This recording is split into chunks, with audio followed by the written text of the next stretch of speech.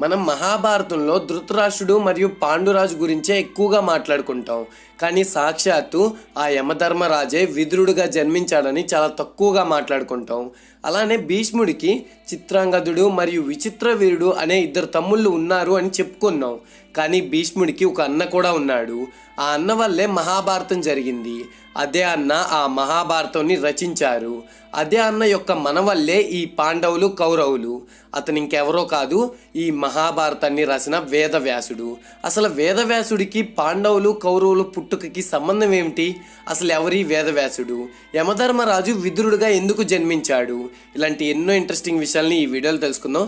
Video చాలా ఇంట్రెస్టింగ్గా ఉంటుంది. వీడియోని ఎండ్ వరకు చూసేయండి. వీడియో నచ్చితే లైక్ చేసి మన ఛానల్ని సబ్స్క్రైబ్ చేసుకోండి.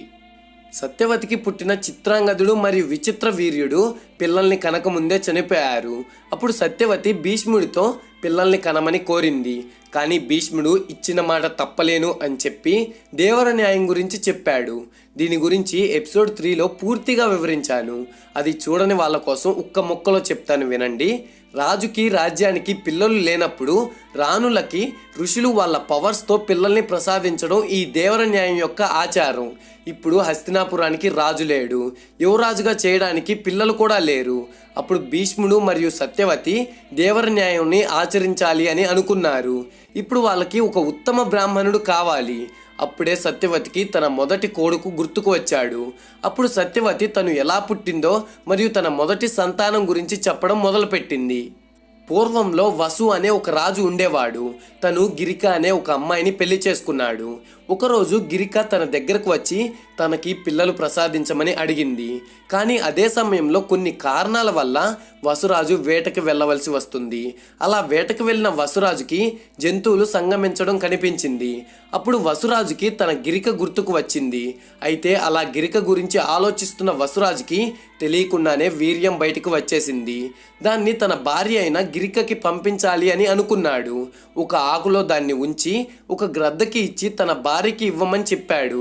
అయితే ఈ గ్రద్ద దగ్గర ఉన్న ఆకుని చూసి ఏదో ఆహారం అనుకొని ఇంకో గ్రద్ద వచ్చి ఈ గ్రద్ద మీద దాడి చేయడం మొదలుపెట్టింది. అలా ఆ ఆకులో ఉన్నది యమునా నదిలో పడిపోయింది. అప్పుడు ఆ యమునా నదిలో ఉన్న ఒక చేప ఏదో ఆహారం అనుకొని ఆ ఆకులో ఉన్నది తినేసింది. దానితో ఆ చేప గర్భం దాల్చింది. అలా కొన్ని నెలలు గడిచాయి. ఒకరోజు ఆ చేపలు పట్టుకునే వాడి వలలో చిక్కుకుంది. ఆ వ్యక్తి ఈ చేపని కోసి చూస్తే అందులో ఒక మగపిల్లవాడు ఒక ఆడపిల్ల ఉన్నారు. అప్పుడు ఆ వ్యక్తి మగపిల్లవాడిని రాజుకి ఇచ్చేసి ఆడపిల్లని తను పెంచుకోవడం మొదలుపెట్టాడు. ఇక్కడ అందరికీ ఒక ప్రశ్న వస్తుంది. అదేంటంటే ఒక చేప నుంచి మనిషి ఎలా పుడతారు అని. ఇలా పుట్టడానికి ఒక కారణం ఉంది. దీని గురించి సమయం వచ్చినప్పుడు వివరిస్తాను. ఇప్పుడు మీకు కావాల్సిన కథను మాత్రం చెప్తాను. యమునా నది యొక్క ఇంకో పేరు కాళింది. కాళింది అనే నదిలో దొరికింది కాబట్టి ఆ అమ్మాయికి కాళీ అనే పేరుని పెట్టారు. ఒక చేప నుంచి పుట్టడం వలన తన వంటి నుంచి ఎప్పుడూ చేపల వాసన వచ్చేది. అందుకనే కొంతమంది కాళీని మత్స్యగంధి అని పిలిచేవాళ్ళు. ఈ మత్స్యగంధి అప్పుడప్పుడు తన తండ్రికి పడవ నడపడంలో సహాయం చేసేది. ప్రయాణికులను నది యొక్క ఒక తీరం నుంచి ఇంకో తీరంకి తీసుకొని వెళ్ళటానికి సహాయం చేసేది. ఒకరోజు ఆ నది వద్దకు పరాశర అనే ఒక ఋషి వచ్చారు. అయితే పరాశర ఋషికి మత్స్యగంధి బాగా నచ్చింది. అయితే తనలో కొన్ని కోరికలు పుట్టాయి. ఈ విషయం పరాశర మహర్షి ఆ మత్స్యగంధికి చెప్పాడు. అప్పుడు ఆ మత్స్యగంధి, లేదు, ఒకవేళ నేను నా కన్యత్వాన్ని కోల్పోతే నేను మా తండ్రిని మోసం చేసిన దాన్ని అవుతాను. మా తండ్రి కన్యాదానం చేసినప్పుడు నా భర్తని మోసం చేసిన దాన్ని అవుతాను. నేను ఒప్పుకోను అని చెప్పింది. అప్పుడు ఆ ఋషి తన కన్యత్వం పోకుండా కలుస్తా అని చెప్పాడు. అలా పరాశర ఋషి తనకి ఉన్న శక్తులతో మత్స్యగంధి నుంచి వచ్చే చేపల వాసన పోయేలా చేసి ఒక మంచి సువాసన వచ్చేలా చేశాడు. పరాశరుడు చాలా శక్తివంతుడు. అందుకే తను సంగమించగానే మత్స్యగంధికి గర్భం వచ్చింది. అప్పుడు పరాశర, నీకు ముల్లోకాల్లో అత్యంత జ్ఞానం ఉన్న బిడ్డ పుడతాడు. అతను సాక్షాత్తు విష్ణుమూర్తిలో ఒక భాగం అని చెప్పాడు. ఆ బిడ్డ పుట్టగానే నీ కన్యత్వం మళ్ళీ నీకు తిరిగి వస్తుంది అని చెప్పి పరాశరుడు యమునా నదిలో స్నానం చేసి అక్కడి నుంచి వెళ్ళిపోయాడు. కొన్ని రోజులకి ఆ మత్స్యగంధి యొక్క దీవిలో ఒక అందమైన బాబుకి జన్మని ఇచ్చింది. ఆ మత్స్యగంధి ఇంకొక పేరే సత్యవతి. ఆ పుట్టిన బాబు పేరు కృష్ణద్వౌపాన్యుడు. ఆ బాలుడి యొక్క ఇంకొక పేరే వేదవ్యాసుడు. ఆ వేదవ్యాసుడు రాసిన గొప్ప కావ్యమే ఈ మహాభారతం. ఒకరోజు వేదవ్యాసుడు తన తల్లి దగ్గరకు వచ్చి, అమ్మ, నేను తపస్సు చేసుకోవడానికి అడవిలోకి వెళ్తున్నా. మీకు ఎప్పుడైనా సమస్య వస్తే నన్ను తలుచుకోండి, నేను వెంటనే ప్రత్యక్షం అవుతా అని చెప్పి వెళ్ళిపోయాడు. సత్యవతి ఒక రాజు కారణంగా జన్మించింది. అందుకనే సత్యవతి తండ్రి తనకి పుట్టిన పిల్లల్ని రాజుల్ని చేయాలి అని షరతు పెట్టారు. అలా సత్యవతి తన పుట్టుక గురించి మరియు తన మొదటి కొడుకైన వేదవ్యాసుడి జననం గురించి చెప్పింది. ఇప్పుడు మళ్ళీ మనం మన మెయిన్ స్టోరీలోకి వచ్చేద్దాం. సత్యవతి వ్యాసుడిని తలుచుకోగానే వ్యాసుడు ప్రత్యక్షమయ్యాడు. అప్పుడు సత్యవతి వ్యాసుడితో పరిస్థితులని వివరించింది. విచిత్ర వీరుడి భార్యలు అయిన అంబిక, అంబాలికలకు పిల్లల్ని ప్రసాదించమని అడుగుతుంది. అప్పుడు వ్యాసుడు సరే అని, నేను ఒక వ్రతం చెప్తాను, ఆ వ్రతాన్ని పాటిస్తే 1 సంవత్సరంలోగా అంబిక మరియు అంబాలికలకు పిల్లలు పుడతారు అని చెప్పాడు. అప్పుడు సత్యవతి మనకి అంత సమయం లేదు అని వ్యాసుడితో చెప్పింది. అప్పుడు వ్యాసుడు, అలా అయితే అంబిక మరియు అంబాలికలు నా శక్తిని తట్టుకుంటే వాళ్ళకి త్వరగా పిల్లలు పుడతారు అని చెప్పాడు. అప్పుడు సత్యవతి బాధతో అంబిక మరియు అంబాలికల దగ్గరకు వెళ్ళి తన వల్లే వాళ్ళకి ఈ గతి పట్టింది అని బాధపడుతుంది. అప్పుడు అంబిక మరియు అంబాలికలు రాజ్యం కోసం చేసిన పని అని, అది న్యాయం కోసం చేసిన పని అని వాళ్ళు ఈ ప్రక్రియకు సరే అని చెప్పారు. మొదటిగా సత్యవతి అంబికను వ్యాసుడి వద్దకు పంపించింది. అయితే అంబిక వ్యాసుడి యొక్క భయంకరమైన రూపాన్ని చూసి భయపడి కళ్ళు మూసుకుంది. ప్రక్రియ పూర్తయిన తరువాత వ్యాసుడు బయటికి వచ్చి సత్యవతితో, అమ్మ, అంబికకు మహాశక్తిశాలి అయిన ఒక బాలుడు జన్మిస్తాడు. అయితే ప్రక్రియ మధ్యలో అంబిక భయంతో కళ్ళు మూసుకోవడంతో పుట్టబోయే బిడ్డ గుడ్డివాడిగా జన్మిస్తాడు అని చెప్పాడు.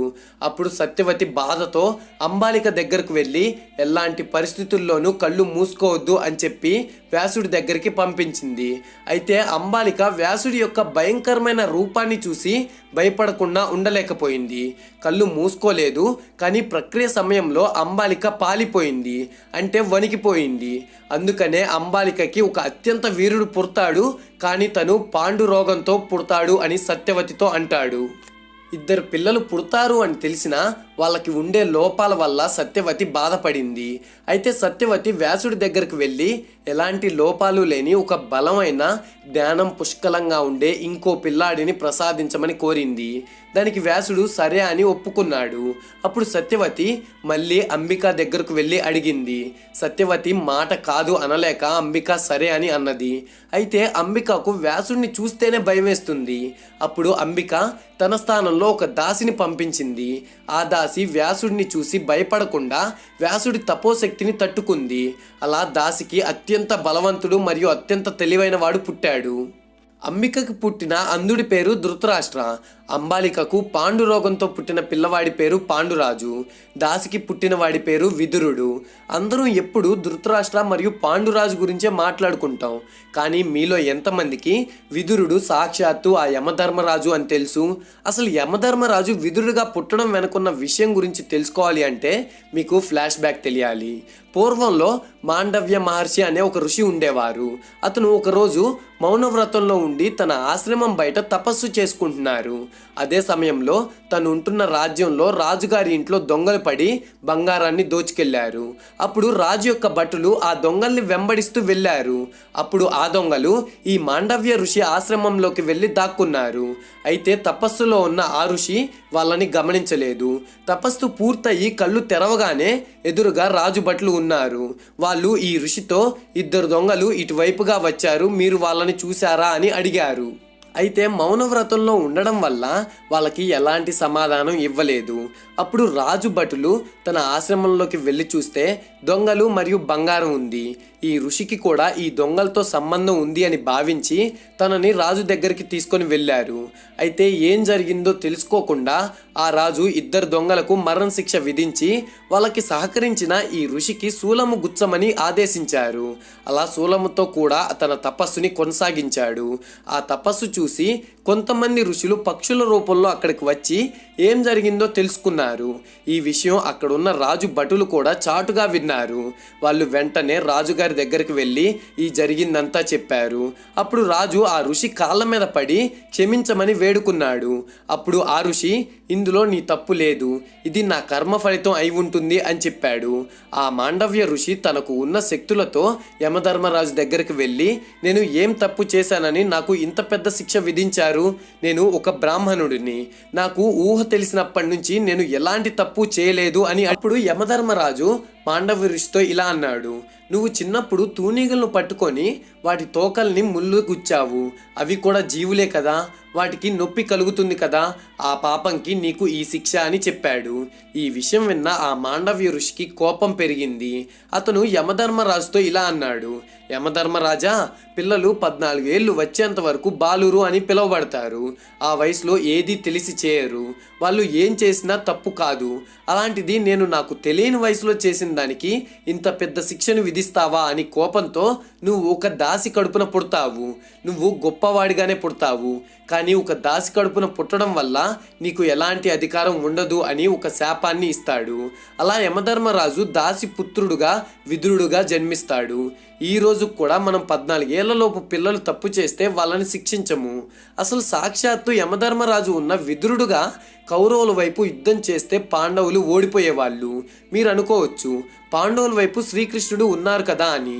కానీ విదురుడు గనక యుద్ధం చేస్తే శ్రీకృష్ణుడికి కూడా కష్టమయ్యేది. కౌరవుల వైపు అత్యంత శక్తివంతులు భీష్ముడు, కర్ణుడు, ద్రోణాచార్యుడు, విదురుడు. అయితే మిగిలిన ముగ్గురికి ఉన్న బలహీనతల గురించి శ్రీకృష్ణుడికి తెలుసు. వాళ్ళని ఎలా ఓడించాలో కృష్ణుడికి తెలుసు. కానీ ఎలాంటి బలహీనతలు లేనివాడు విదురుడు. విదురుడికి తెలిసిన యుద్ధ నీతులు ఎవ్వరికీ తెలియవు. ఒకవేళ విదురుడు కౌరవుల వైపు యుద్ధం చేస్తే గనక వాళ్ళకి విజయం ఖాయమైనట్లే. అలానే శ్రీకృష్ణుడికి విదురుడు అంటే చాలా ఇష్టం. ఎందుకంటే విదురుడు ఎప్పుడు ధర్మంగానే బ్రతికేవాడు. అలాంటి గొప్ప వీరుడు, ధర్మాత్ముడు యుద్ధంలో ఎందుకు పాల్గొనలేదు అనేది నా తర్వాత వచ్చే వీడియోలో చెప్పబోతున్నా. అసలు ఈ ధృతరాష్ట్ర, పాండురాజు, విదురుడు కలిసి హస్తినాపురం భవిష్యత్తుని ఎలా మార్చారో నా మహాభారతం 5th ఎపిసోడ్లో చెప్పబోతున్నా.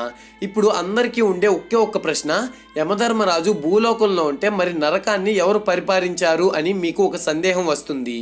దేవమాత ఆతిథి యొక్క 12 కుమారుల్లో ఒకడైన ఆర్యమన్ యమలోకాన్ని పరిపాలించాడు అని చెప్తూ ఉంటారు. సో గైస్, ఈ వీడియోకి ఇంకింతే. మహాభారతం పార్ట్ 5లో మళ్ళీ కలుద్దాం. ఫ్రెండ్స్, ఈ వీడియో కనుక మీకు నచ్చినట్లయితే వీడియోని లైక్ చేసి మన ఛానల్ సబ్స్క్రైబ్ చేసుకోండి. అండ్ నాకు సపోర్ట్ చేద్దామనుకుంటే కనుక ఈ వీడియోని మీ ఫ్రెండ్స్ అండ్ ఫ్యామిలీకి షేర్ చేయండి.